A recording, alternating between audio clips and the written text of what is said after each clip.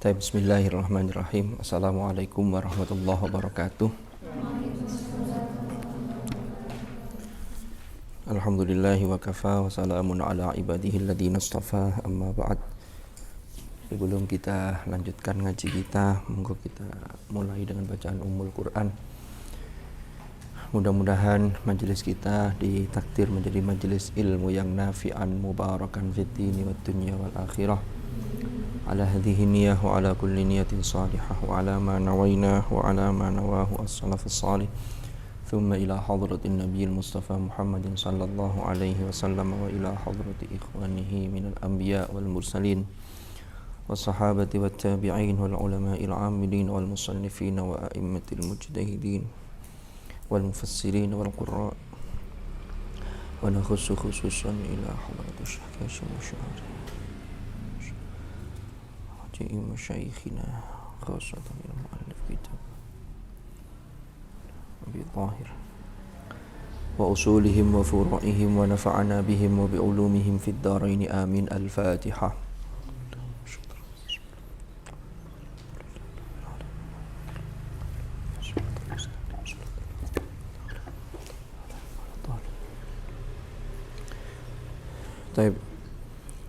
Mohon maaf ini telatnya agak lama.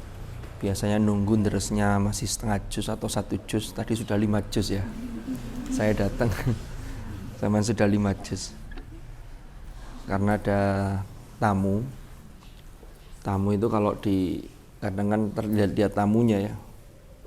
Mau ngusir itu nggak enak.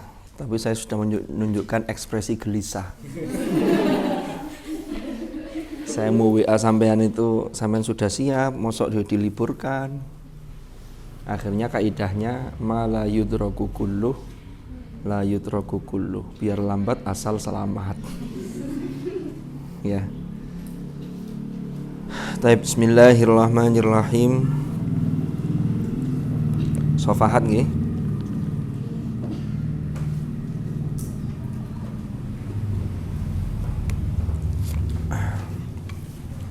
Sampai halaman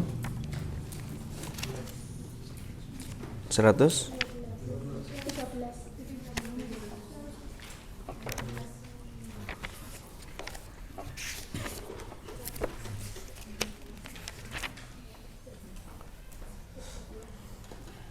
Fanian ya.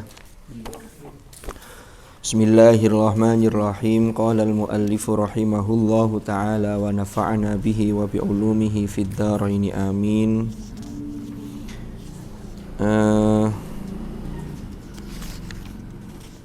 Ini melanjutkan dari munaqashatu hadhil aqwal. Kemarin yang sudah kita bahas adalah awalan al-qawlu bi annal murada bil ahrufis sab'ati sab'u lughatin. Sekarang thanian yang didiskusikan dalam konteks ini yaitu terkait dengan perbedaan pendapat di kalangan para ulama, khususnya para qurra, mengenai al-murad bil ahruf as-sab'ah. Nah ini yang kelompok yang kedua itu juga dikritisi oleh Syekh Abi Thahir, mu'allif Sofahat ini. Ya, yang kedua begini. Qaulu Ibni Qutaibah war-Razi wa Ibnil Jazari. Pendapatnya Ibnu Qutaibah, Abul Fadl Ar-Razi dan juga Ibnul Jazari itu mengatakan bi annal murada bil ahrufi, bi annal murada kelawan sak temeni al murad yang dimaksud bil ahruf kelawan al ahruf iku anwa'ut taghayyuri wal ikhtilafi, yaitu aneka macam perbedaan, aneka macam at-taghayyur, perubahan, wal ikhtilafi dan perbedaan. Jadi macam-macamnya perubahan dan perbedaan. Wahia utawi al-ahruf iku sab'atun.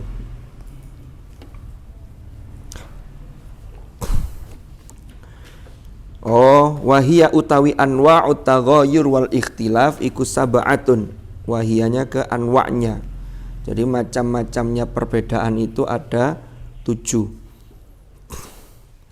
Wa huwa utawi qaul ini qaulnya Ibnu Qutaibah Ar-Razi dan Ibnul Jazari ini adalah min ahsanil aqwal, termasuk paling bagusnya pendapat, wa aqrabiha ila shawab, dan paling mendekati kebenaran, dan paling mendekati yang benar, mendekati kebenaran ini. Lakinnya ini catatan kritisnya di sini. Sama ini kalau ngomong ke temannya, sama ini kalau sakjane ngono luancar, serwegep, tapi ya umpama begitu. Nek ndele barang nyantol-nyantol ke arah kiblat, padahal garis bawahnya itu di tapi, setelah tapinya itu. Yang di depan itu pujian-pujian itu habis semua kalau sudah kena tapi. Pernah dibilangin temannya begitu. Tapi hal lain mungkin ya.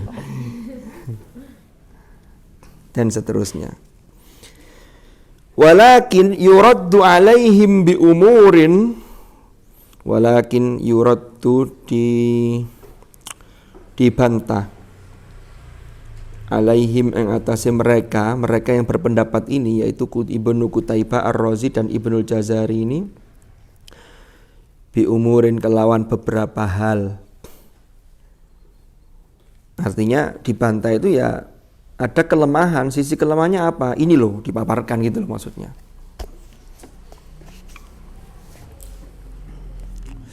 Yang pertama, annahum bahwasannya mereka, yaitu yang memegang qaul ini, yang mengatakan bahwa al-murad bil ahruf anwa'ut taghayyuri wal ikhtilaf wa hiya sab'atun ini iku ikhtalafu.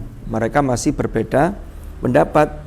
Dalam hal apa? Fi hasri tilkal anwa', dalam batasan atau ketika mereka memberikan batasan rambu-rambu pada aneka macam taghayyur dan ikhtilaf itu. Ini berbeda-beda. Jadi podo-podo pitu nih, tapi pitu itu rinciannya berbeda satu sama lain gitu loh. Wa ta'yiniha, dan penentuannya. Jadi menentukannya beda. Ini kemarin sudah dibahas di halaman. Nah ini. Wa qala al-Imam Abul Fadl Ar-Razi, itu halaman 107. Kalau Ibnul Jazari di halaman 108. Ibnu Qutaibah, Al-Imam Ibnu Qutaibah itu di halaman 106. Itu sama-sama 7 poin-poinnya, tapi berbeda antara satu dengan yang lainnya. Nah ini dikritisi, podo-podo itu tapi kok bedo. Ini berarti kan belum menemui kata sepakat, ini masih ada celah. Yang kedua, annal hikmata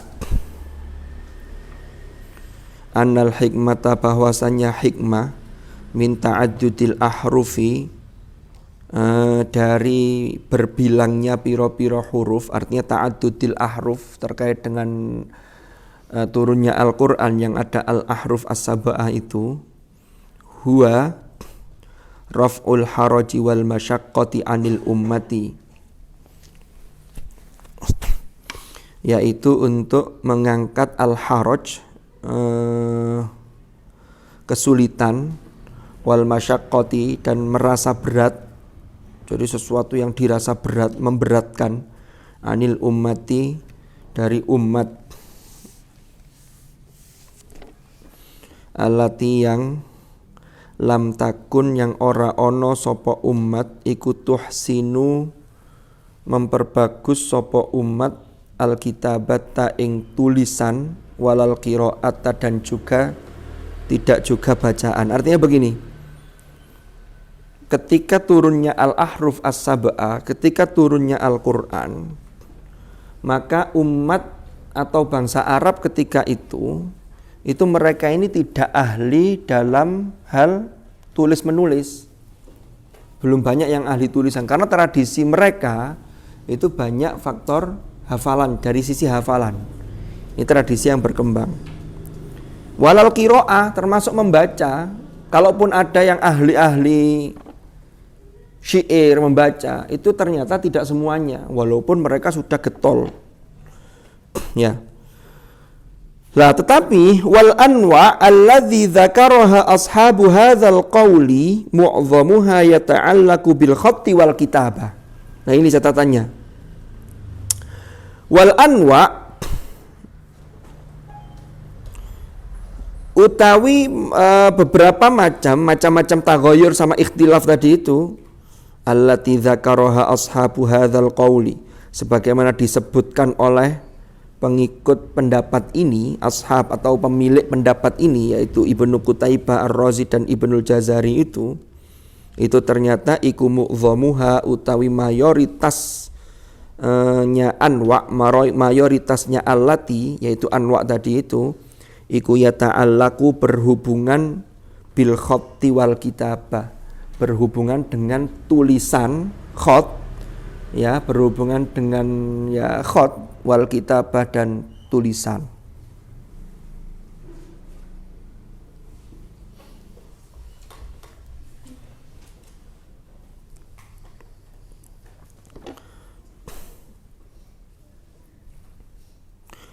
Wala yudriku dan tidak mengetahui ha ing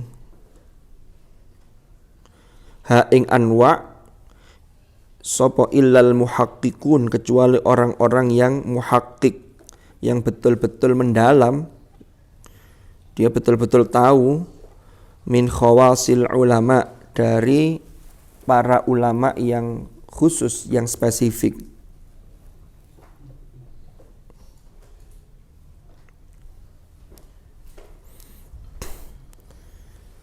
Fakaifa mongko kaya apa yakunu ono apa al yusru, kemudahan,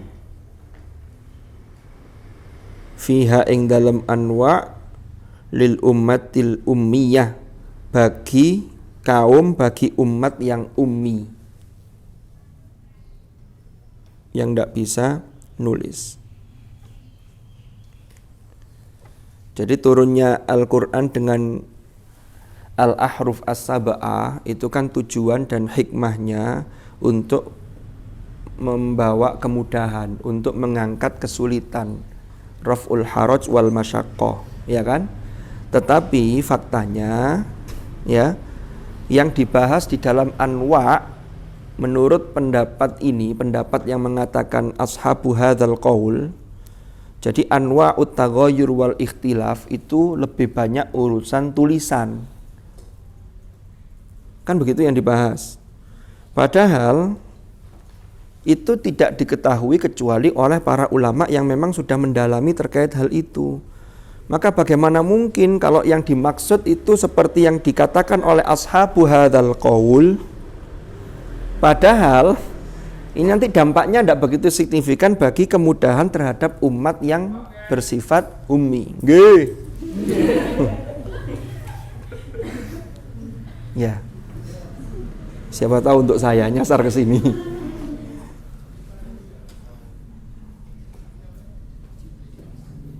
Bal bahkan didingkas sedikit lagi. Bal bahkan hiya utawi anwa, jadi anwaul at-taghayyur wal ikhtilaf yang disebutkan oleh kelompok yang ashab hadzal qaul ini, iku zadat bisa menambah, bisa tambah, bisa bertambah opo atomatu, gonjang-ganjing bencana, alaiha bagi umat yang ummiyah, wa akbarat lan menjadi besar opo al masyaqqatu, artinya tambah gede masyaqqahnya. Jadi ini pengkritisan, dikritisi catatan yang kedua ini.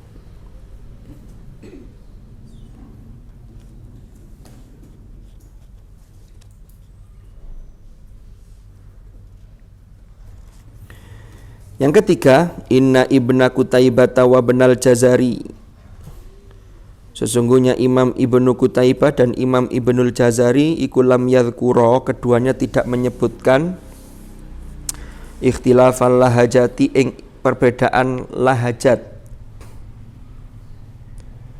dimnatil kal anwa'is sab'ati, termasuk di dalam piro-piro anwa' yang jumlahnya 7. Jadi Imam Ibnu Qutaibah dan Ibnul Jazari itu tidak menyebut secara eksplisit perbedaan lahajat di dalam pembagian beliau terkait dengan anwa'ut taghayyur wal ikhtilaf yang jumlahnya 7 itu. Padahal ma'anna mu'dhama aujuhil ikhtilaf, sertane bahwasannya mayoritas wajah ikhtilaf, wajah perbedaan iku fi ahrufil Qur'an, ing dalem pira-pira huruf Al-Qur'an, huwa min hadzal nau'i. Oh, gini. Ma'anna mu'dhama aujuhil ikhtilafi fi ahrufil Qur'an huwa min hadzal nau'i, baru gitu. Ma'anna mu'dhama aujuhil ikhtilaf, sertane sak temene mayoritas perbedaan wajah fi ahrufil Qur'an ing dalam huruf-huruf Al-Qur'an iku huwa min hadzal nau'i, yaitu termasuk dari nau' yang ini, yaitu min ikhtilaf al-lahajat itu.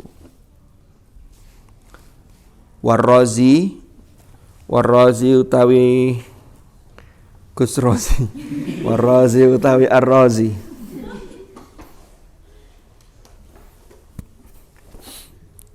Ini Mas Rozi luar biasa, apalagi digabung dengan Hashim. Jadinya Buya Ar-Razi Hashim. Sekarang beliau kan lagi viral ya, artinya, tapi memang pintar beliau itu.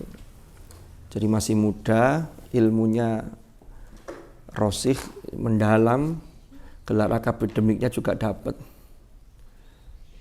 Tadi hari ini kan sama kemarin ya, itu safari ke Kediri sama Jombang. Tadi hari ini ngisi di Tambak Beras, lalu siang tadi di Tebu Ireng.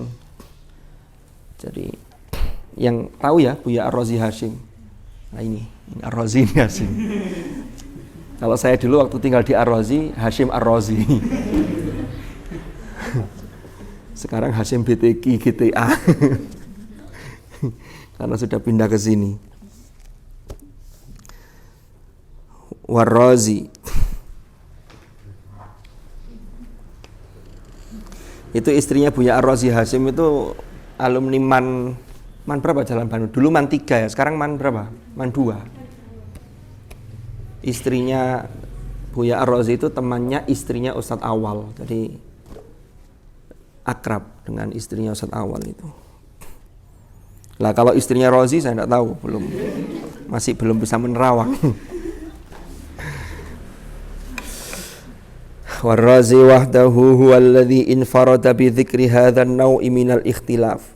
Sementara Abul Fadl Ar-Razi, beliau sendiri yang infarada bi dzikri hadzal naw', secara terpisah itu menyebut naw' ini itu termasuk bagian dari ikhtilaf. Coba dilihat di, nah ini ada di halaman 108. Yang lain kan tidak menyebut, tapi di Ar-Razi, Abul Fadl Ar-Razi itu di poin yang ke-7 beliau menyebutkan dari 7 anwa'ul ikhtilaf itu yang nomor 7 adalah ikhtilaful lughat. Nah ini perbedaan lahjat maksudnya. Halaman 108 itu. Termasuk diantaranya yang berupa min fathin wa imalatin. Ada yang baca fathahnya jelas fathah, ada yang baca imala, wa tarqiqin wa tafkhimin dan seterusnya. Karena ini memang ikhtilaf al-lahajat begitu. Ada di beberapa qabilah yang lain membaca ro dengan tarqiq, dengan tafkhim. Dulu pernah saya jelaskan ya, termasuk sama-sama ketika fathah wabila khira, wabila khiratihum, itu berarti ro-nya dibaca tarqiq. Karena memang ada qabilah yang membaca seperti itu. Ini masuk ikhtilaful lahajat. Jadi dikritisi oleh muallif kitab ini, Ibnu Qutaibah, Ibnul Jazari itu tidak menyebut ikhtilaful lahajat dalam pembagian mereka yang anwa'ul at-taghayyur wal ikhtilaf itu yang 7 itu. Sementara Ar-Razi sendirilah yang menyendirikan dengan menyebut hadzal nau' minal ikhtilaf. Di nomor 7 itu. Ini sudah masalah ini, artinya dikritisi. Yang keempat, laqad takallafu teman-teman berlebihan. Sapa mereka? Nah, ini dianggap takalluf. Katsiron. Jadi berlebihan secara banyak, takallufan katsiron kelawan berlebihan kang banyak fi muhawalatihim yang dalam usaha mereka. Jadi mereka ini berusaha li hasri anwa'it taghayyuri wal ikhtilafi fi sab'atin untuk membatasi macam-macam taghayyur dan ikhtilaf itu fi sab'atin dalam 7. Jadi berusaha pokoknya apa cek jumlahe 7 ngono lho. Jadi dinilai oleh muallif kitab ini mereka ini kayaknya berlebihan karena hadisnya unzilal Qur'anu ala sab'ati ahruf sehingga mereka ini berusaha untuk membatasi anwa'ut taghayyur dan ikhtilaf itu pokoknya jumlahnya apa cek iso 7 sesuai dengan sab'ati ahruf gitu loh. Bihaitsu yumkinuna kelawan sekiranya memungkinkan bagi kita opo annaqul yen toh ngucapake. Jadi padahal kita mungkin untuk mengatakan apa? Innal ahrufa fi nafsiha syai'un. Sesungguhnya al ahruf fi nafsiha ya pada dasarnya yaitu ahruf sendiri iku syai'un yaitu sesuatu. Wa anwa'ul ikhtilaf allati dzakaruha syai'un akhar. Dan macam-macam ikhtilaf yang mereka sebutkan itu adalah sesuatu yang lain, sesuatu yang berbeda. Ya, mughayyirun laha yang memang berbeda dengan yang dimaksud, berbeda dengan al-ahruf gitu loh. Berbeda dengan al-ahruf. Ini al-ahruf sab'ah ini sesuatu yang masing-masing ini berdiri sendiri yang berbeda. Yang kelima, minal mumkin an narji'a tilkal anwa' minal mumkin memungkinkan bagi kita an narji'a untuk mengembalikan ya sapa kita tilkal anwa'a ing mengkono macam tadi itu ila thalathatin terhadap 3 hal. Jadi rangkumannya kalau yang anwa tadi ada 7 masing-masing Ibnu Qutaibah, Ibnu Jazari sama Abul Fadl Ar-Razi tadi, tapi masih memungkinkan ya itu dirangkum dikembalikan hanya kepada 3 hal ila thalathatin kama fa'ala Ibnul Jazari sebagaimana dilakukan oleh Ibnul Jazari. Jadi ternyata singkatnya itu ada 3. Yang pertama, ma ikhtalafa fal lafdhuhu wattafaqa ma'nahu, yaitu sesuatu yang lafadznya berbeda, ikhtalafa kang berbeda apa lafdhuhu lafadznya ma, wattafaqa lan ittifaq sama sepakat apa maknahu maknanya ma. Jadi lafadz yang digunakan berbeda tapi maksud dan maknanya sama. Seperti halumma wa aqbil wa ta'al. Yang kedua, ba ma ikhtalafa lafdhuhu wa maknahu. Ya. Lafadz dan maknanya memang berbeda, tapi lakinnahu akan tetapi ma iku ikhtilafu tanawwu'in, masuk kategori ikhtilaf tanawwu', berbeda yang sifatnya varian. Ada tanawwu' wala tadaddin, bukan ikhtilaf yang saling bertentangan. Jadi ikhtilaf itu ada ikhtilaf at-tadad, ada ikhtilaf at-tanawwu'. Nah ini dalam qiraat ini, kalaupun ada ikhtilaf, beda lafadz dan maknanya, itu semua ikhtilaf tanawwu', bukan ikhtilaf tadad. Ya. Contohnya apa? Ini contohnya diutarakan di sini maliki dengan maliki. Kalau maliki yaumiddin pendek, maka maknanya apa? Yang malik mana al-malik, malik bidunil alif raja. Berarti kalau maliki yaumiddin yang merajai hari pembalasan. Kalau maliki berarti yang memiliki. Ini kan maknanya berbeda tetapi saling melengkapi. Ya. Saling melengkapi. Termasuk yang sering saya utarakan fatabayyanu fatatsabbatu. Tabayyun dengan tatsabbut. Itu maknanya berbeda. Akar katanya berbeda, tetapi saling melengkapi, tidak berlawanan. Jadi tidak tadad. Sama kayak kita ini praktek sholat ya. Sholat itu ada yang setelah takbiratul ihram itu kemudian ketika tangannya ini ada yang Allahu Akbar, ono sing biasa ini, ono sing rodok ngiwong ini. Ya, ada yang begini. Itu ikhtilaf yang tanawwu. Varian, tapi tetap ada dasarnya. Jadi jangan dipertentangkan, jangan diperlawankan gitu loh maksudnya. Waqul waqala, ada yang menggunakan sigat fi'il amr, ada yang menggunakan sigat fi'il madhi. Ada yang menggunakan fi'il madhi ba'ada ya sama ba'id. Ada yang ini yang dalam surat Saba itu loh. Rabbana ba'id baina asfarina, Rabbuna ba'ada. Nah itu. Tapi ini saling melengkapi karena ikhtilafnya namanya tanawwu bukan tadad. Paham ya? Yang ketiga, jim al-ikhtilafu fil lahajat. Nah ini perbedaan di dalam lahajat. Lahajat di kalangan suku-suku Arab, qabilah Arab. Tapi saja nih, lafadznya sama, maknanya sama, hanya beda cara pengucapannya. Ma'attifaqil lafzi wal makna sertane ittifaq sama dalam lafadznya, pengucapannya serta maknanya. Kal imalati wal fathi, seperti bacaan imalah dan bacaan fathah. Majroha dengan majreha itu maknanya sama. Hanya orang ada yang mengucapkan qabilah Arab, ada yang mengucapkan dengan imalah. Qul a'udzu birabbin nas. Itu sama, lafadz aslinya sama, hanya beda ikhtilaf fil lahajat itu. Wadduhi wal laili idza saji. Itu sama, hanya membedakan bacaan imalah. Ada yang wadduhi taklil, imalah baina itu. Wal maddi wal qasri. Ya.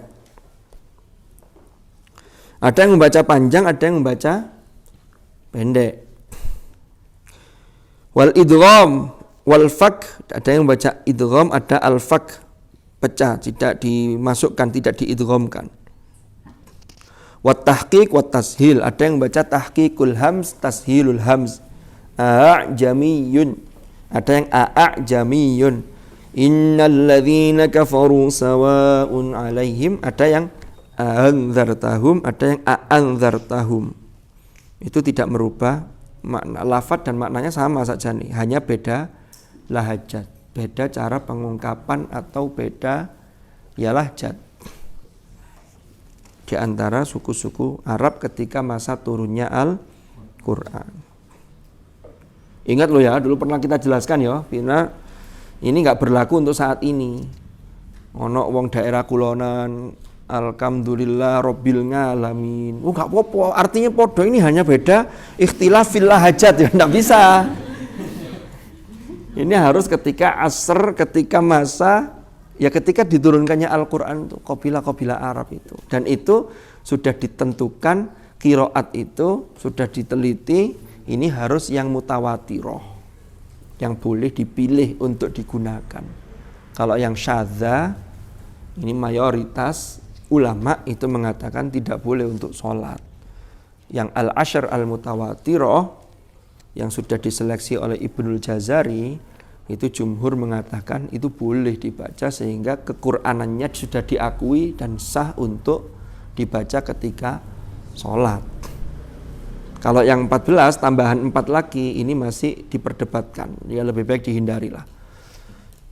Apa mana lek gak paham yo ojo katik-katik.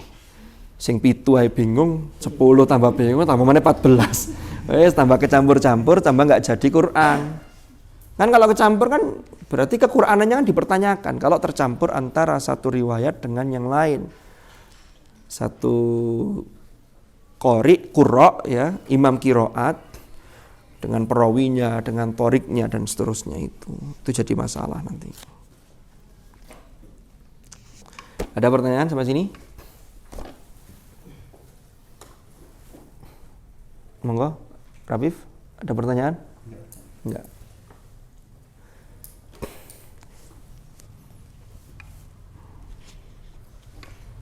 Al-qaulur rajihu fil murati bil ahruf as-sab'ah. Nah, ini baru mu'allif kitab ini setelah memaparkan mengkritisi beberapa pendapat para ulama. Jadi dikritisi, ini ada celah di sini, ada celah di sini. Nah, di sini kemudian beliau memaparkan ini al-qaul ar-rajih fil murad bi al-ahruf as-sab'ah. Pendapat yang unggul tentang maksud dari al-ahruf as-sab'ah. Tapi itu pun tidak langsung dipaparkan dulu sebelumnya. Jadi memang ini tulisan-tulisan yang ilmiah ini. Jadi mengandung analisis yang luar biasa. Makanya kalau kita baca Shafahat ini di bab-bab tentang qiraat ini, itu kadang tidak langsung bisa mencerna, rotok mencureng barang iki opo iki kan begitu. Jadi memang luar biasa ini Syekh Abi Thahir ini, Abdul Qayyum Ibnu Abdul Ghafur As-Sanati, Khatimul Qiraat wa Ulumiha bi Kulliyatid Da'wah wa Usuluddin Jami'ah Ummil Qura Makkah Al-Mukarramah. Ada pertanyaan? Kalau tidak ada kita lanjut ke Fathul Mannan tapi episode cerita. Kak mari-mari cerita rek ya Allah. Tapi gayae Fathul Mannan dibuka ngini.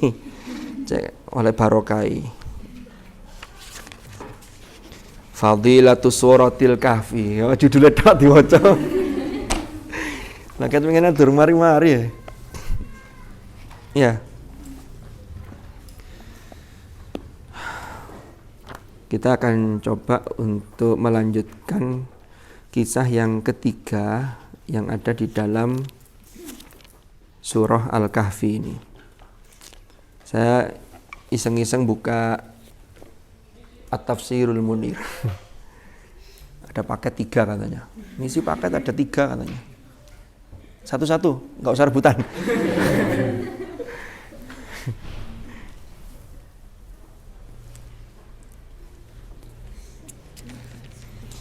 Jadi ternyata di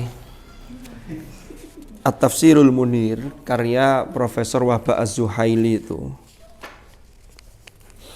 itu beliau mengutip panjang sekali hadis di dalam Al-Jami'us Shahih lil Bukhari.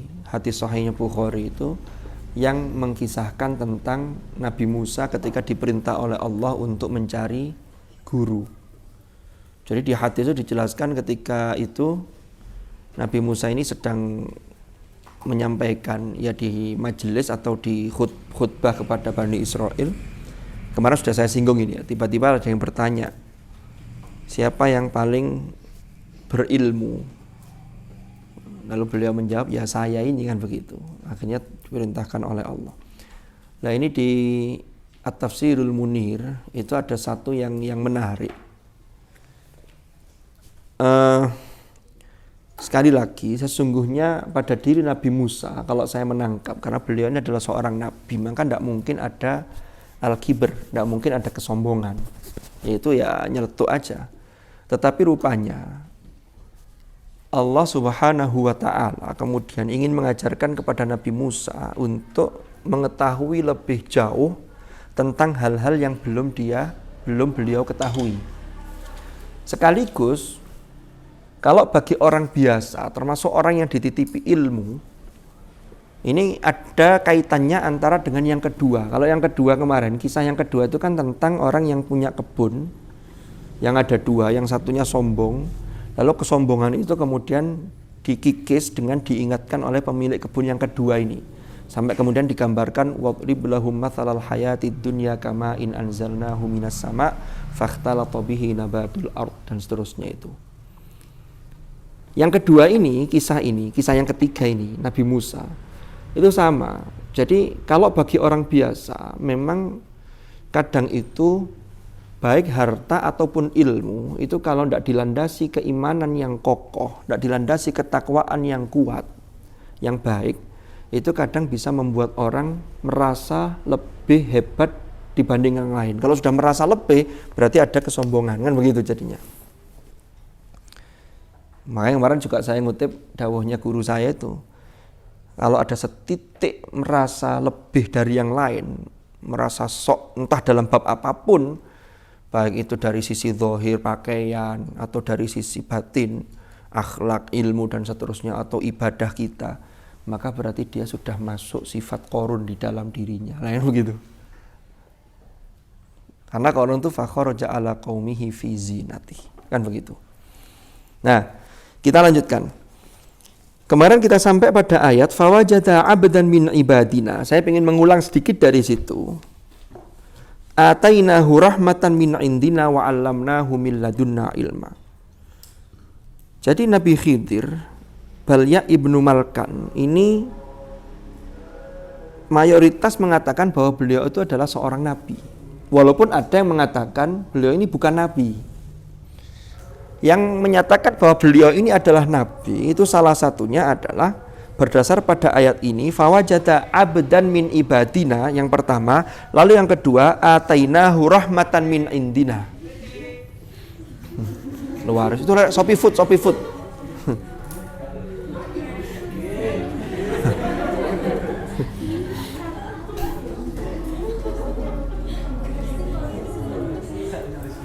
Padahal sejak tadi itu sudah saya cek ya, sedang perjalanan menuju lokasi Anda. Kau tutup, saya pas ngaji tutup. Ini baru kayak ngaji berarti tutup. Seandainya enggak ngaji belum tentu nyampe itu. Bisa hilang di tengah jalan. Oke. Enggak ada yang COD ya? Berarti bayarnya sudah semua kan? Pakai Shopee Pay atau kalau yang belanja di Shopee? Sudah transfer ya? Sampai nanti dicoba ya mas. Tadi uang gak cekap apa-apa. Kayaknya pantes.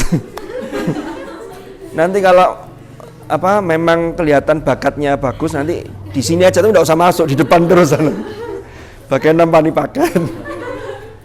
Enggak, mohon maaf ya. Ya, ojo dianggap guyon.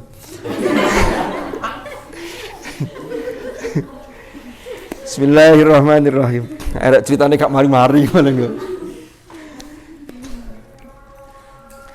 Jadi atainahu rahmatan min indina. Kalau kemarin kan yang saya sampaikan ke kalian itu kesan. Kita boleh menangkap kesan termasuk bahwa sosok Khidir itu yang Balya ibnu Malkan. Kemudian disebut dengan Khidir itu maknanya ada yang menyebut Khodir itu kan maknanya hijau.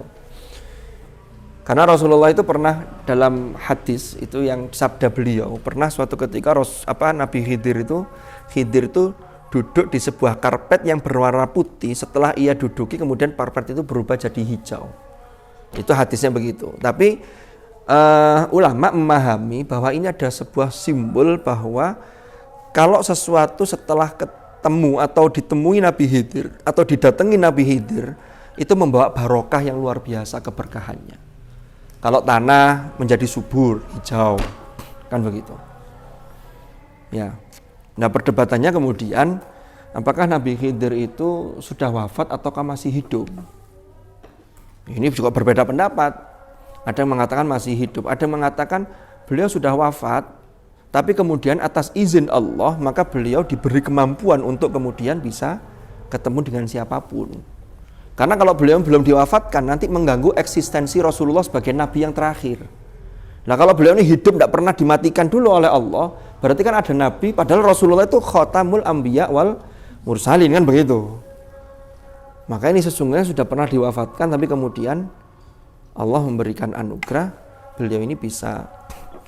Makanya banyak ulama-ulama kita itu yang bisa, yang ketemu Nabi Khidir lalu diberi amal.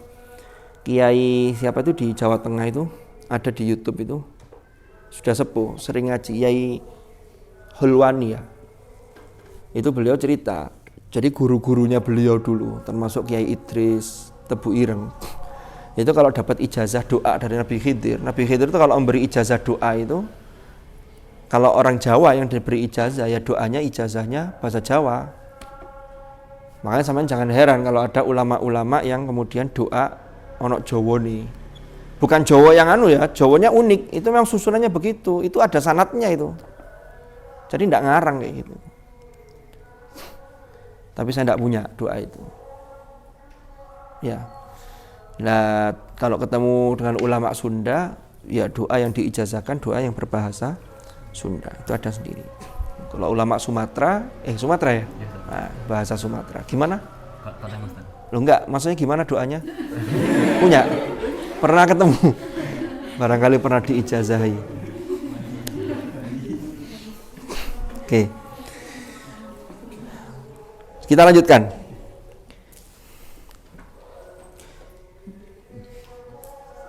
Qala lahu Musa hal attabi'uka ala an tu'allimani mimma 'ullimta rusyda. Sekarang masuk ke ayat ke-66. Setelah Nabi Musa ini ketemu dengan sosok guru yang memang ditunjukkan oleh Allah dan ketemu, maka Musa ini mengajukan permohonan. Ini permohonan Musa ini menurut mufassirin ini sebuah ungkapan yang halus, penuh dengan etika. Nabi Musa mengatakan hal attabi'uka. Jadi tidak langsung ngomong secara langsung, pokoknya saya ini trimon jadi murid sampean, enggak. Tapi bahasanya itu hal attabi'uka. Ya. Ini ayat 66. Hal attabi'uka, bolehkah aku mengikuti panjenengan? Ittaba'a itu kalau mujarrodnya dari tabi ayat ba'u. Tapi Nabi Musa di sini menggunakan ittaba ayat tabi'u karena sebagaimana dalam bahasa Arab itu idza zadal mabna zadal makna. Kalau bangunan katanya itu bertambah, maka maknanya juga tambah. Ini dulu yang pernah kita bahas, termasuk nanti ada malam tastati dengan malam tasti alaihi sabra. Tabi ayat ba'u dengan ittaba ayat tabi'u itu lebih kuat ittaba ayat tabi'u. Sehingga pertama, catatannya dan hikmah bagi kita, nek sampeyan sudah bertekad jadi murid, itu tekadnya harus kuat. Sebagaimana ditunjukkan Nabi Musa, attabi'uka. Untuk apa? Ala antu'allimani. Aslinya kan panjang ini. Ala antu'allimani mimma ullimta rusyda. Ya, agar panjenengan ini mengajarkan kepadaku. Jadi ngikut itu untuk apa? Ngikut itu ya untuk agar kita belajar dari guru kita, agar guru mengajarkan ilmunya. Hal attabi'uka ala an tu'allimani. Jadi gak melok-melok tok, tapi kemudian diikuti. Ini bisa meniru dari sisi mengajarkan secara langsung. Bisa mengajar itu dari lisanul hal. Bagaimana sikap guru. Makanya jadi guru itu berat. Jadi orang soleh itu berat. Makanya nanti karena beratnya itu Allah memberikan penghargaan. Nanti termasuk di akhir itu ada yang 2 anak yatim itu yang punya harta yang terpendam di bawah tembok yang kemudian diperbaiki oleh Khidir itu. Nanti belum sampai ke sana, tapi saya kasih pancingannya dulu. Ya. Wa kana abuhuma sholihah. Loh, dengan kata-kata itu berarti kesolehan orang tua, kesolehan mbah-mbah kita itu ada dampaknya bagi anak cucunya. Karena ngerekso dadi wong soleh itu abot. Saya pernah ketika ngaji di Gus Baha itu beliau menceritakan dadi wong soleh ku abot jogone. Apa abote? Nek wong biasa, wong umum ana dangdutan teko dangdutan ya teko ae. Coba lek wong soleh, seorang guru, seorang muallim kemudian ana dangdutan, itu mau datang mikir sekian kali, ganggu lek ketemu arek-arek ya opo aku. Ngempet kan? Tidak bisa. Ini bukan bermaksud jaim, tapi disinilah kesolehan itu kemudian menjaga dirinya dari hal-hal yang tidak pantas gitu loh.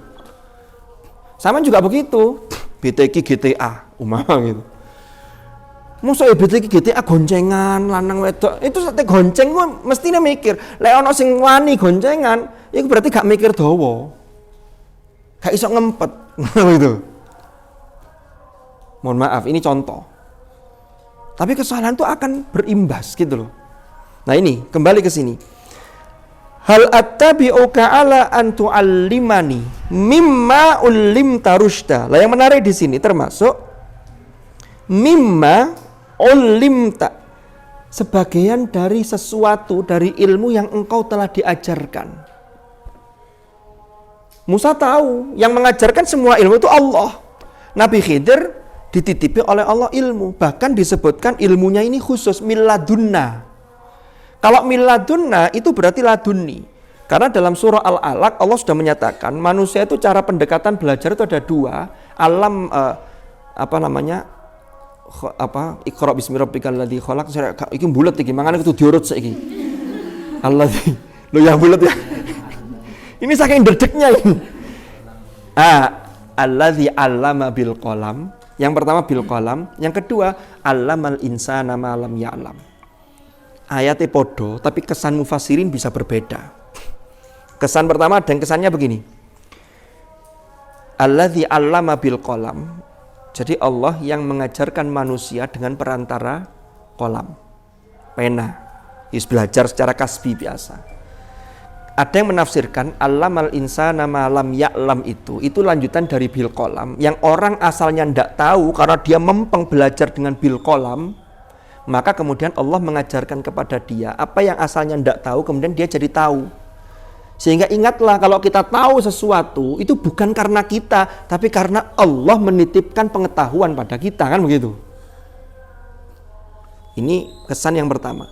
Ada kesan yang kedua, ini sesuatu yang berbeda. Yang pertama, allama bil qalam, kalau yang biasa-biasa, yang secara sunnatullah Allah mengajarkan kepada manusia itu bil qalam. Bil qalam itu ya dengan tulisan. Dengan tulisan berarti apa? Dengan baca juga. Karena membaca itu kita membaca hasil tulisan. Kan begitu. Lalu kita mendengar penjelasan, kita tulis. Kenapa? Karena kata Ali bin Abi Thalib, ikatlah ilmu itu dengan tulisan. Memori kita terbatas. Tapi kalau kita punya tulisan, nah sekarang medianya macam-macam. Bisa tulisan. Mungkin kalau dulu sudah ada YouTube, maka ikatlah dengan YouTube, kan begitu. Sehingga untuk ingat-ingat juga. Nah sekarang medianya banyak. Kemarin juga Ustadz Halimi kan baru nulis tentang jejak digital dikaitkan dengan makom Ibrahim. Jadi orang tuh nanti akan dibaca, ini dia punya karya apa. Ya macam-macam, ada karya yang akan dibaca orang berikutnya. Yang itu bisa memberikan sumbangsi kepada kita kelak ketika kita sudah menghadap kepada Allah. Itu kan harapannya kan begitu. Nah itu mestinya sesuatu yang bermanfaat. Makanya sekali kita berbuat tidak baik, itu mohon maaf, kadang itu sudah bertaubat, tapi jejak apalagi sekarang ya, jejak digitalnya kan tidak bisa hilang. Umpama ada artis yang biasa buka-bukaan begitu, tiba-tiba artis ini sudah betul-betul taubat, itu kan tapi kan masih tersimpan tuh di banyak media. Makanya kita harus hati-hati, harus selalu waspada. Nah, kita lanjutkan.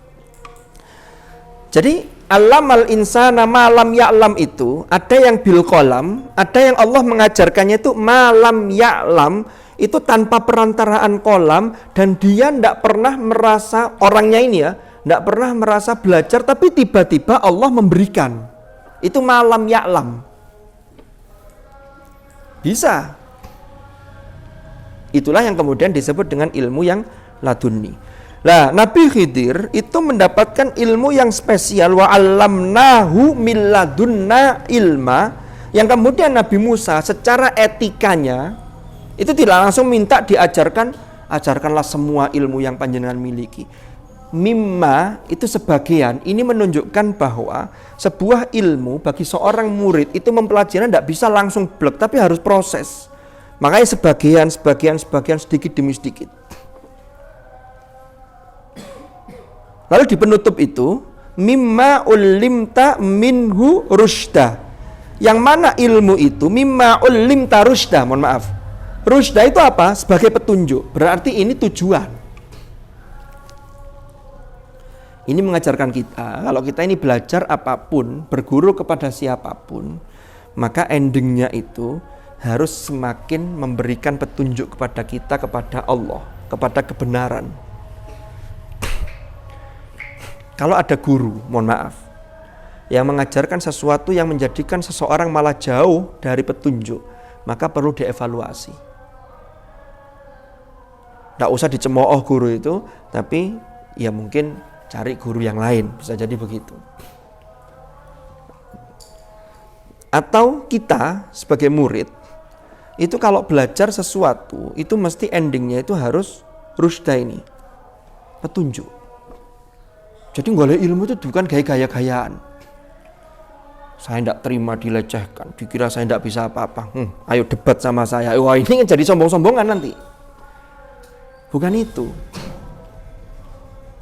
Makanya dalam hadis itu, termasuk dalam Al-Jami'us Shaghir, Imam As-Suyuti itu kan menyatakan, menulis hadis Rasulullah, man izdada ilman wa lam yazdad zuhdan lam yazdad minallahi illa bu'dan. Ada yang di matan yang lain itu, man izdada ilman wa lam yazdad hudan lam yazdad minallahi illa bu'dan. Barang siapa yang ilmunya bertambah tapi ketaatannya tidak bertambah, zuhudnya tidak bertambah, petunjuknya tidak bertambah, dia tidak semakin dekat kepada Allah, maka lam yazdad minallahi illa bu'dan. Dia tidak bertambah kecuali dia semakin jauh dari Allah. Na'udzubillah. Jadi ini rusda. Ini tujuannya. Kuliah juga begitu. Jadi kuliah itu jangan hanya, mohon maaf, terus pokoknya lulus oleh ijazah nanti buat modal, buat bekal cari kerja. Itu terlalu rendah niat itu, gitu loh maksud saya. Sampean kuliah, lalu belajar serius agar sampean punya kompetensi, sehingga dengan kompetensi itu nanti sampean semakin bisa mendapatkan petunjuk, semakin dekat dengan Allah. Sehingga konsepnya ulul albab itu ketemu gitu loh. Ya kan begitu. Rabbana ma khalaqta hadza batila. Jadi selalu kaitkan. Ada integrasi. Jangan berdiri sendiri. Lalu kemudian Nabi Khidir itu karena tahu backgroundnya Nabi Musa, ini guru yang sudah tahu background muridnya, sehingga potensi muridnya itu sudah sudah dipetakan. Ini bukan berarti Nabi Khidir itu meragukan Musa, enggak, tapi Nabi Khidir tahu kalau Musa itu adalah sosok yang sangat kritis. Lalu dia sudah diangkat jadi nabi. Tadi kan sudah punya ajudan juga, yang dalam tafsir itu katanya namanya wa ilqala Musa li fatahu, itu adalah Yusha' bin Nun. Nah, itu kan yang dampingin Nabi Musa itu. Ternyata Nabi Musa itu kan secara apa istilahnya? Terus pokoknya dia kritis dan dia betul-betul mempeng, syariatnya mempeng. Kenapa? Karena dia nerima Taurat. Taurat itu kan kitab yang isinya aturan-aturan di situ. Kalau Zabur itu isinya adalah pujian-pujian kepada Allah. Itu yang kemudian orang-orang Nasrani zaman sekarang itu menyebutkan ada perjanjian lama, Injilnya perjanjian baru, lalu ada kidung pujian-pujian. Itu dari Zabur, tapi tetap sudah mengalami tahrif, disimpangkan oleh mereka. Kalau Al-Quran itu lengkap, pujiannya ada, aturannya ada, karena disebut dzalikal kitab. Ada kisah tentang umat terdahulunya ada, agar kita bisa mengambil ibrah. Karena Quran itu fungsinya adalah musaddiqal lima baina yadayhi. Kan begitu. Karena Nabi Khidir tahu, maka Nabi Khidir pertama mengatakan begini, innaka lan tastati'a ma iya sabra. Ya, ayat 67. Sesungguhnya engkau tidak akan sanggup sabar bersamaku. Jadi yang membuat tidak sabar itu, kalau engkau mengikuti aku dan selalu bersamaku, nanti akan melihat hal-hal yang menurut kacamata sampean itu sesuatu yang tidak benar karena kacamata syariat. Belum melihat sesuatu mawaro'a syariat itu. Ada yang namanya hakikat, kan begitu? Ya. Wa kaifa tasbiru ala ma lam tuhid bihi khubra. Ini masih lanjutannya kata-katanya Khidir.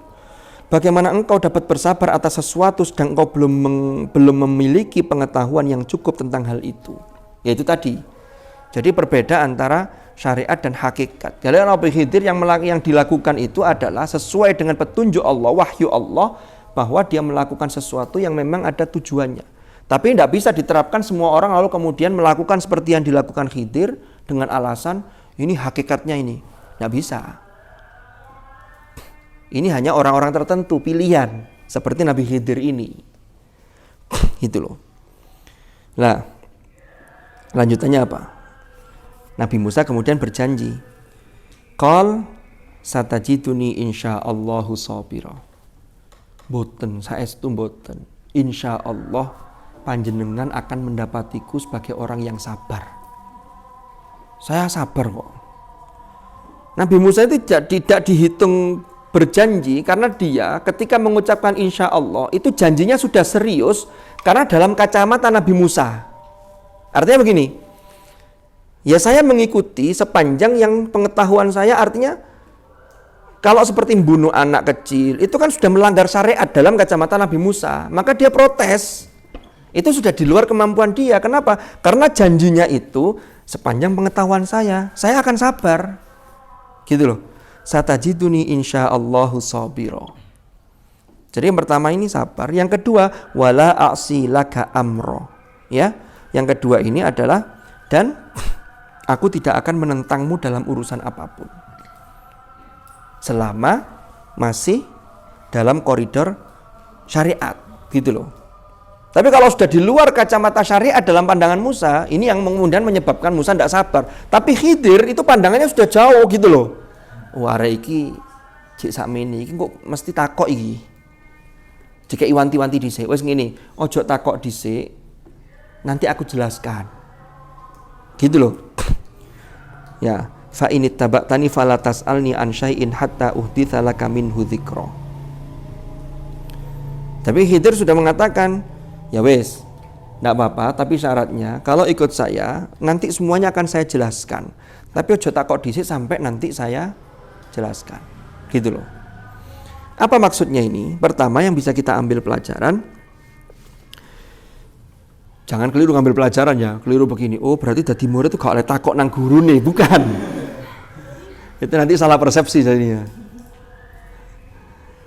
Yang pertama, yang perlu kita pegang, kalau kita murid, maka satajiduni insyaallahu sabira. Sabar. Kasih tugas A, B, C, dosen A, dosen B, dosen C, mungkin tugasnya bisa berbeda. Bentuk penugasannya bisa berbeda. Nah kadang mahasiswa tuh banding-bandingkan. Enakan dosen iki, nyantai, bijine api. Iki wis angel. Itu berarti belum sabira. Lalu itu dinamikanya, mestinya mikirnya begini. Kalau dosen ini sulit nilainya, tugasnya sulit, saya harus sabar ini. Masih untung dosen yang satunya gampang sehingga saya lu kan begitu, lek kabeh ngono tambah ngelu sampean. Lu kalau begitu kan kita jadi bersyukur gitu loh.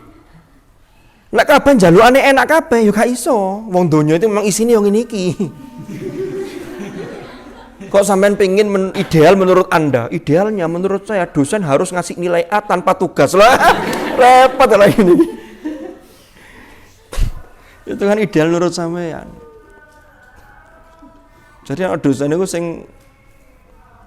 ya proporsional tetap. Tapi ono sing welas asih iku kenemenen, gak ngarep tugas sudah kayak nilai. Kasihan sing ngarep tugas kok.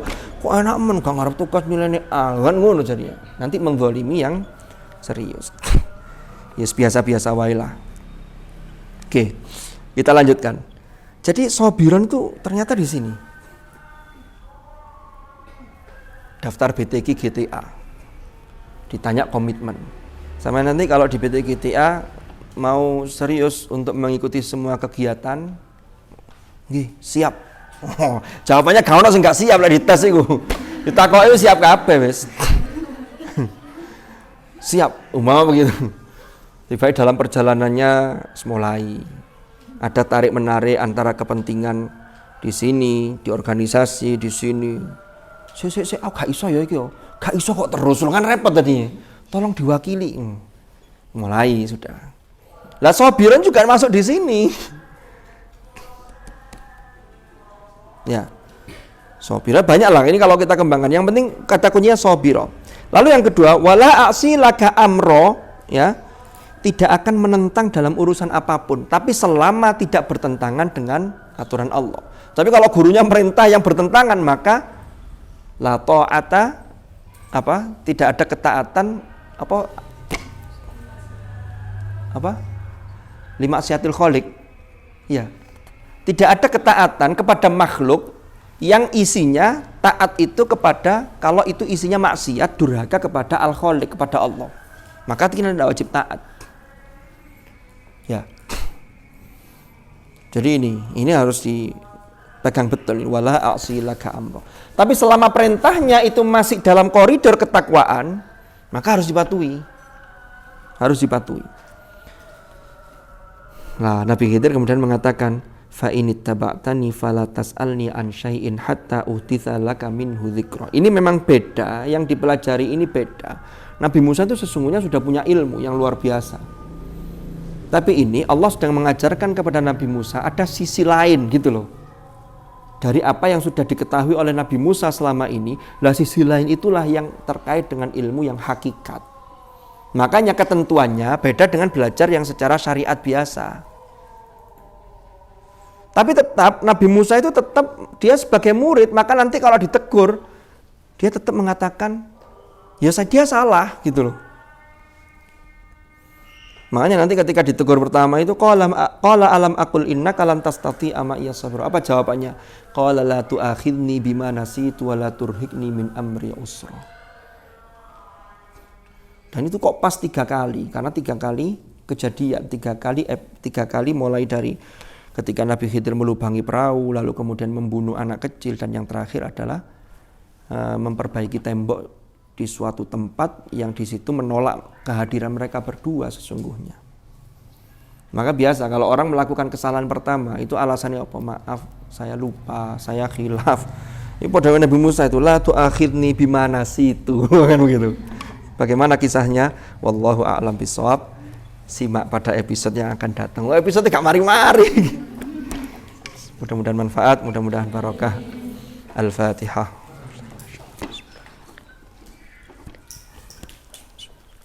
Subhanakallahumma bihamdika asyhadu an la ilaha illa anta astaghfiruka wa atubu ilaik. Wa sallallahu ala sayyidina Muhammadin walhamdulillahi rabbil alamin. Hadanallahu wa iyyakum ajma'in. Al-afa minkum. Assalamualaikum warahmatullahi wabarakatuh.